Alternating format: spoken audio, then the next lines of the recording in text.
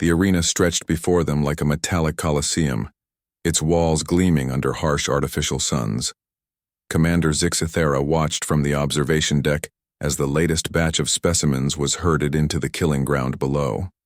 The hegemony had conquered 17 star systems in the past cycle, and with each victory came new entertainment for the ruling caste. "Another human," his aide hissed, mandibles clicking with disdain. "The 47th this rotation." Zixithera's six eyes focused on the lone figure standing in the center of the arena. Unlike the previous humans who had wailed and pleaded, this one stood perfectly still. The creature was unremarkable by most standards, bipedal, soft-skinned, lacking any visible natural weapons. Its clothing was torn and dirty from weeks in the holding pens, yet it maintained an oddly upright posture. "What is its designation?" Zixithera inquired. "The translation roughly approximates to Marcus Chen, Commander. Former military classification, though their species' combat capability remains limited." The massive gates groaned open at the far end of the arena. What emerged made even the hardened hegemony soldiers lean forward in their seats.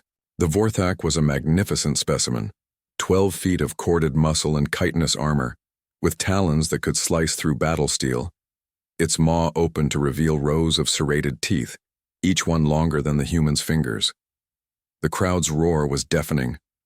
This particular Vorthak had killed 36 challengers without suffering so much as a scratch. Its hide bore ritual scars marking each victory, and its movement spoke of a predator that had never known defeat. The Vorthak approached the human with deliberate slowness, savoring the moment. Its massive claws scraped against the arena floor, leaving deep grooves in the reinforced metal. A sound emerged from its throat, part growl, part challenge, part promise of death. The human looked up at the creature towering over him and did something that made Zixithera's primary heart skip a beat. He smiled, not the rictus of terror they had seen from other species, not the desperate grimace of false bravery.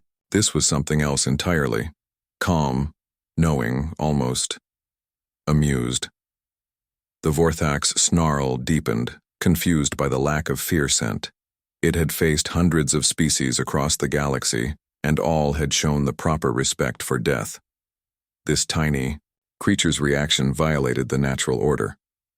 "Run, little meat," the Vorthak rumbled in the trade tongue, its voice like grinding stone.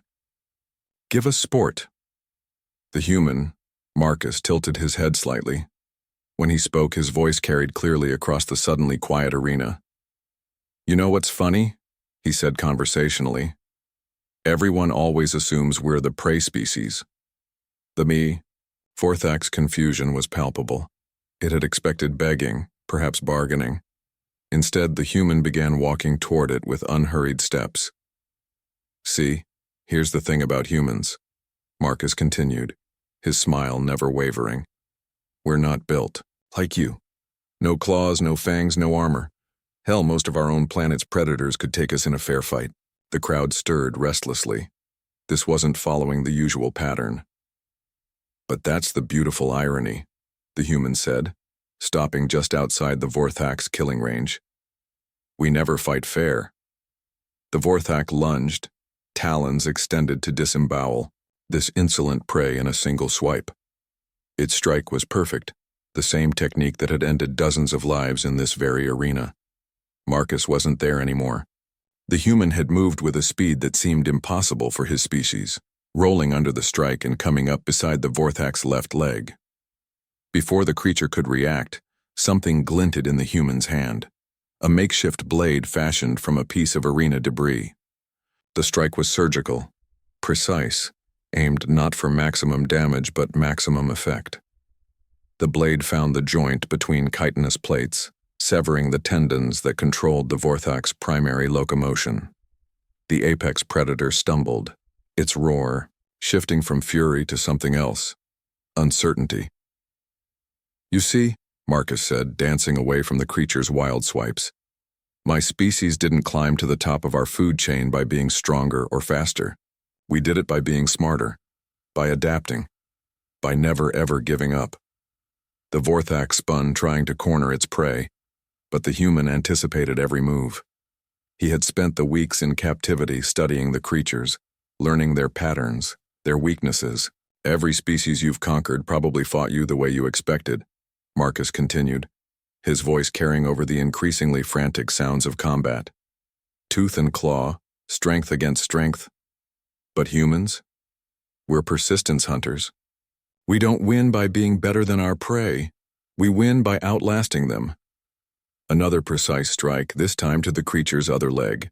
The Vorthak was moving slower now, its massive bulk working against it. Commander Zixthara found himself gripping the observation rail with enough force to leave indentations. This wasn't possible. The human was barely a tenth the Vorthak's mass, armed with nothing but improvised weapons and impossible audacity. The thing is, Marcus said, breathing hard but still maintaining that unsettling smile, you made one critical error. You assumed that because we look weak, we are weak. But weakness, that's relative.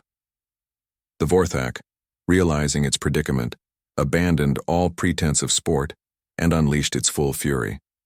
Claws capable of shearing through starship hull plating swept through the air in deadly arcs. Any one of those strikes could have ended the fight instantly.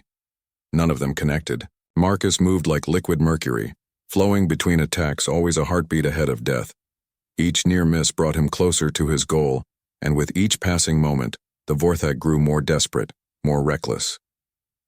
My species has a saying, the human called out, vaulting over a swipe that would have removed his head. It's not the size of the dog in the fight, it's the size of the fight in the dog. The final strike came as the Vorthak overextended itself, its massive claw embedding. In the arena floor, Marcus was already moving, leaping onto the creature's arm and running up it like a bridge. The improvised blade found the gap in the neck plating, and for a moment that stretched into eternity, predator and prey locked eyes. The Vorthak saw something there that made its blood run cold, the look of an apex predator recognizing another apex predator. But more than that, it saw something that no species in the galaxy possessed quite like humans did. It saw the absolute, unshakable conviction that this small, soft creature would never ever stop fighting. The blade found its mark. As the Vorthak's massive form crashed to the arena floor, Marcus stood atop it, chest heaving but still wearing that terrible, knowing smile. The arena had gone silent. A silence so complete that his next words carried to every being in the Colosseum. You want to know what makes humans dangerous? He asked, his voice now carrying across the vast space. It's not our technology. It's not our weapons. It's the fact that we're the only species in the galaxy that looks at something bigger, stronger, and more dangerous than ourselves. He paused, letting his gaze sweep across the shocked faces in the observation decks. And our first instinct isn't to run. It's to figure out how to kill it. Commander Zixthara felt something he hadn't experienced since his species' earliest evolutionary memories, the bone-deep recognition of a superior predator.